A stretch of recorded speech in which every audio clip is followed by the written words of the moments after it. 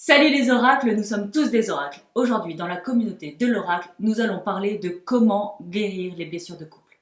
Je suis Caroline. Et je suis Eloa. Nous sommes ensemble depuis plus de 8 ans et nous avons dépassé le plus gros challenge de toute relation, passer de couple blessé à couple sacré.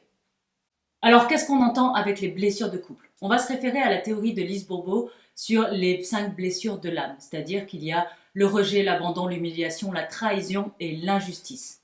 Ces blessures-là, elles sont activées en réaction à l'autre et nous, on va regarder quand elles sont activées par l'autre qui est dans notre couple, pas par la voisine ou la boulangère. Là, on veut vraiment aller voir quand est-ce que ces blessures sont activées dans notre relation.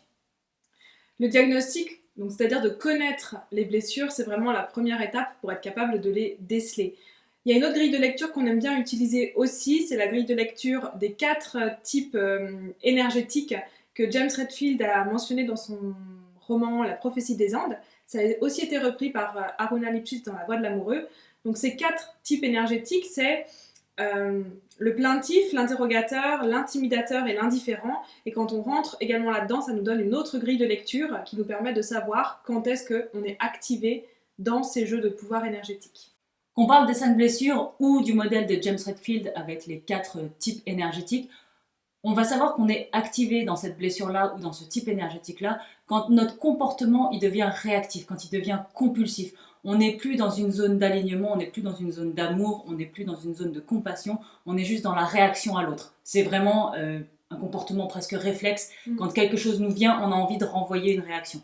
C'est une émotion très forte. En général, on le reconnaît parce qu'on vit une émotion très forte et c'est une émotion qu'on n'est pas capable de maîtriser, je dirais. On est vraiment dans quelque chose de presque instinctif, dans quelque chose ou d'irrationnel même. Donc c'est vraiment, on ne peut plus maîtriser cette émotion-là une fois que nos blessures sont activées. Et c'est absolument pas rationnel. Oui. C'était pas français ce que j'ai dit, mais c'est pas grave. C'est pas grave. Un exemple concret qu'on aime bien utiliser avec Caroline, c'est au début de notre relation. Moi, je suis une grande buveuse de thé. Caroline, pas, parce qu'elle a une vessie qui ne supporte pas bien le thé, particulièrement la nuit. Et moi, donc, le soir, je bois du thé. Et je lui proposais régulièrement du thé. Sauf que régulièrement, elle me disait non. Le non, sommeil. Le non, c'est quelque chose qui est très difficile à vivre quand on a une blessure de rejet. C'est-à-dire que moi, quand j'étais dans ma blessure de rejet, j'avais tendance à éviter toutes les questions où je savais qu'on allait me dire non. Donc quand Caroline me disait non, quand je lui proposais du thé, ça activait, malgré elle, c'est pas de sa faute, hein, mais ça activait chez moi la blessure de rejet. Je me sentais rejetée et c'était très blessant. Quand on le dit comme ça, les gens, on peut trouver ça assez anecdotique et assez... c'est rien, je lui propose du thé, elle dit non. Je veux dire, c'est rien. Donc ça n'a rien de rationnel. C'est pour ça que j'adore cet exemple-là. C'est pour montrer à quel point ça peut être anecdotique. C'est pas grand-chose. Voilà. Et c'est important de savoir que ça peut être dans des petits moments de la vie, comme dans des choses plus importantes. Mais plus on va être capable de diagnostiquer comment on réagit dans ces moments-là, plus ça va être facile d'aller guérir les blessures de couple. Donc par exemple, quand moi j'étais dans ma blessure de non du thé, je l'ai ressenti, je le ressens intérieurement. C'est-à-dire que, son nom me fait du mal dans le sens où ça m'impacte quand même émotionnellement. Et je sais que moi, quand je me sens rejetée, la première chose que je fais, c'est que je me renferme. Et à mon énergie, elle se ferme. C'est comme une huître qui se referme. Et donc ça, j'ai dû apprendre à reconnaître ces moments-là où dès que je rentrais dans le rejet, j'avais mon énergie qui se refermait sur elle-même. Et donc ça, c'est vraiment la première étape importante, c'est de reconnaître quand notre blessure elle est activée pour comprendre qu'est-ce qui est en train de se jouer, qu'est-ce qui vient de se passer et pour pouvoir traverser son émotion et traverser sa blessure. Donc ça, c'est vraiment de soi avec soi, la première étape pour pouvoir guérir de ces blessures de couple. Donc une fois qu'on a fait cette prise de conscience de soi avec soi, quel est son type de réaction, c'est important de pouvoir s'ouvrir à l'autre. C'est quelque chose que j'ai partagé avec Caroline en disant, tu sais, quand tu dis non, quand je te propose du thé, je le vis super mal. Alors ça veut pas dire qu'elle a commencé à dire oui, non, parce que toujours pas, sa vessie n'a pas changé.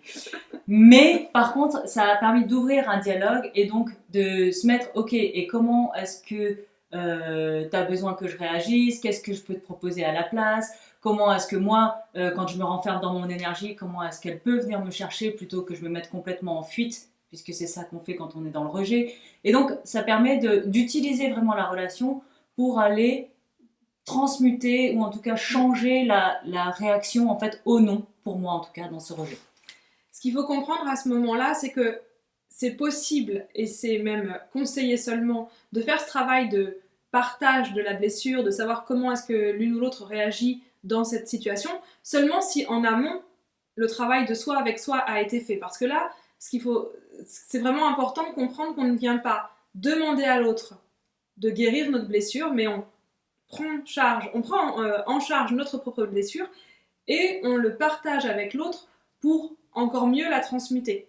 Je pense que c'est peut-être assez subtil de cette définition-là, mais le partage avec l'autre, il est fait pour grandir encore plus, pour évoluer encore plus et pour utiliser justement la relation, comme nous on dit dans une approche initiatique, pour grandir, mais on ne demande pas à l'autre de gérer sa blessure.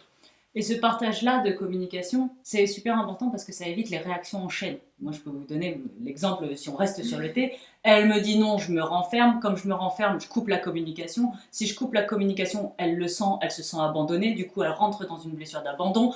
Et ce qui fait qu'elle crée aussi une autre réaction par rapport à moi, ma coupure énergétique. Et après, comme ça, on amplifie et on active les blessures l'une de l'autre. Et on empile ça et ça crée vraiment une réaction en chaîne qui fait... où on augmente le conflit, le risque de conflit, ou en tout cas la déconnexion ou la tension. Alors que simplement en discutant, une fois que toi tu as fait le travail de diagnostic de toi avec toi-même, en discutant, moi je peux simplement te partager, bah non je bois pas de thé le soir parce que sinon je vais pisser toute la nuit et j'ai pas envie de ça en fait. C'est juste aussi simple que ça, donc ça permet vraiment aussi de rééquilibrer. Le partage, donc dans l'ouverture de communication, ça permet de mettre les choses à plat et c'est beaucoup plus facile à traverser. Et ce qu'il faut savoir, c'est que, par exemple, les gens qui sont dans la blessure d'abandon, ils vont avoir envie de partager tout de suite, trop vite. C'est pour ça qu'il y a la première étape qui est importante de soi avec soi. Et ça, c'est vraiment important de revenir vraiment à soi, parce que quand on est encore dans la période de réactivité, quand on est encore dans l'émotivité, notre partage, il est chargé de cette émotion et il vient aussi, du coup, presque comme une agression. Donc ça prend du temps et on ne peut faire ces partages-là que quand on est sur un terrain neutre émotionnel et qu'il n'y a plus du tout de réactivité. Donc ne partagez pas en temps de crise, ça sert à rien. Si tu veux savoir où tu en es dans ta relation actuellement et si tu as le potentiel de créer un couple sacré, fais le test, le lien est dans la description de la vidéo. Et on se dit à très vite dans la communauté de l'Oracle.